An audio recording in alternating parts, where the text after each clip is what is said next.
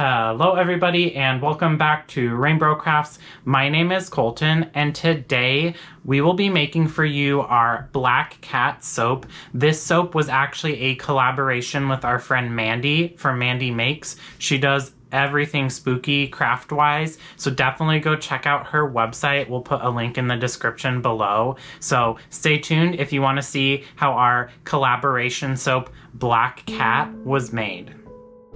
Alright, let's get this soap making started.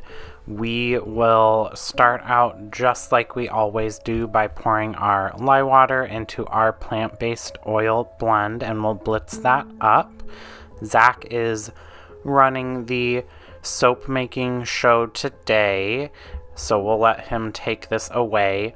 This soap, like I mentioned in the introduction, is a kind of a collaboration with our friend Mandy, who runs Mandy Makes, a really cool maker in Vancouver who does creepy, spooky ceramics and art prints and things of that nature. If you saw those little Halloween figurines in the back of our introduction video, those were made by her. It's part of our collection that we have.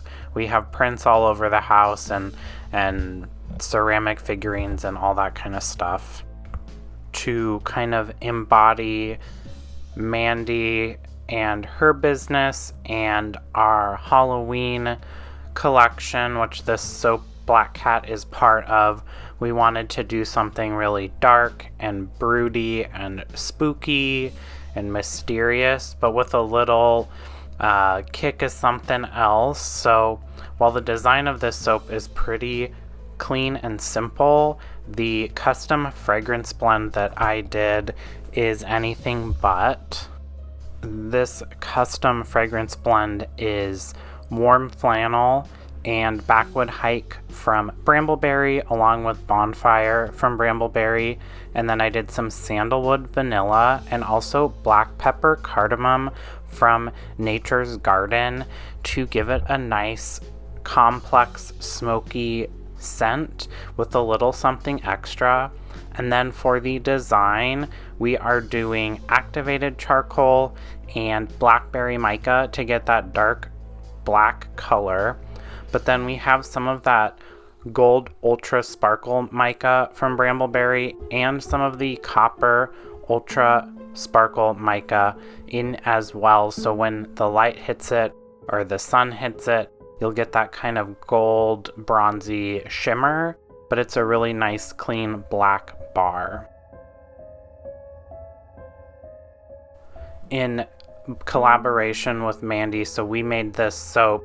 She is going to have some of her soap dishes that she made to kind of go with this. So it's kind of like a tag team event. So we'll have some of her stuff at our booth when we do markets, and she'll have some of these soap bars at her booth. And we just were excited to work with another creator and friend to do this, and Halloween was the perfect time for it.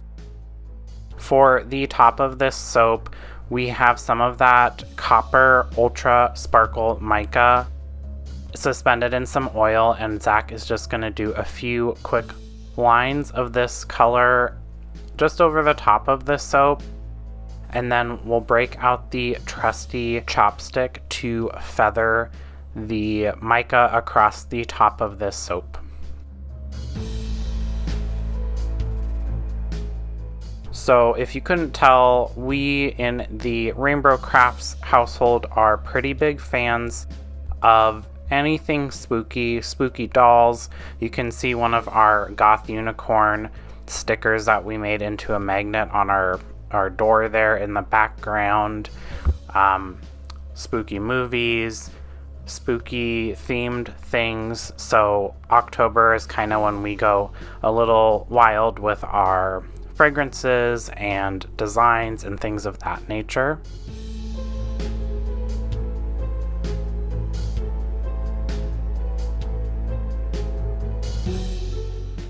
One thing, and I think I might have mentioned this in a prior video, with really dark soap, It's hard to get a nice dark bar without getting glycerin rivers, at least that we've found. Now, we haven't used any black oxide for our soap. We've only used activated charcoal, and then we have added in like the blackberry mica, which is technically a dark purple. So potentially if we used a black oxide or a pure black mica, that might be a slightly different scenario.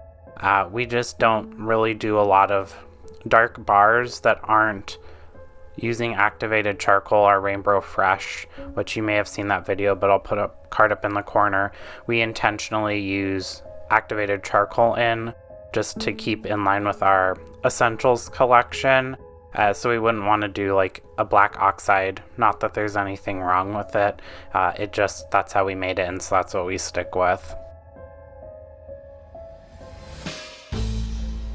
Alright, so we will tuck this soap away for 24 hours, and then I will take over in the cutting department. So I will slice up that slab into loaves. I off screen did steam the top of these bars. It just makes it a lot easier. It also shows what the soap actually will look like. There wasn't a ton of soda ash on the top of this, the kind of white stuff that sometimes gets on top of soap, especially if it's cold or something like that. It just makes it look nice and shiny and really finished. It just elevates the final product.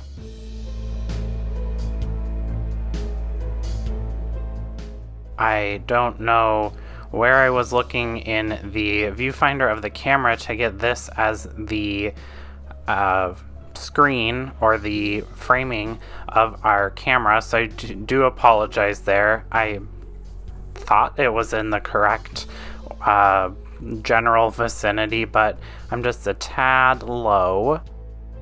We will then break out Dorothy, our multi-bar cutter, and cut this soap. Now I'll put a picture in somewhere on screen where there's room of the finished product, so you can see that really cool sparkle that the ultra sparkle micas bring to this, because it's a little hard to tell with the filming lights and the overhead lights that I have in the soap cutting room. But it's just such a cool product and effect, and we, if you've been watching for a little while, will realize have been using this a lot. But that is it. That is our Black Cat soap made in collaboration with Mandy of Mandy Makes. It will be for sale October 1st, online and in person, and it is fairly limited in quantity, so get this while you can. If you want to support the channel and get a bar or two of soap a month, join our subscribers, our foamy homies, and our suddy buddies, and get shout outs, bars of the month, and lots of other fun goodies. You can check that out on our website. If you can't do this, or you want to support the channel in more ways, you can subscribe, like this video, and share, because all of those things help. Thanks. Bye.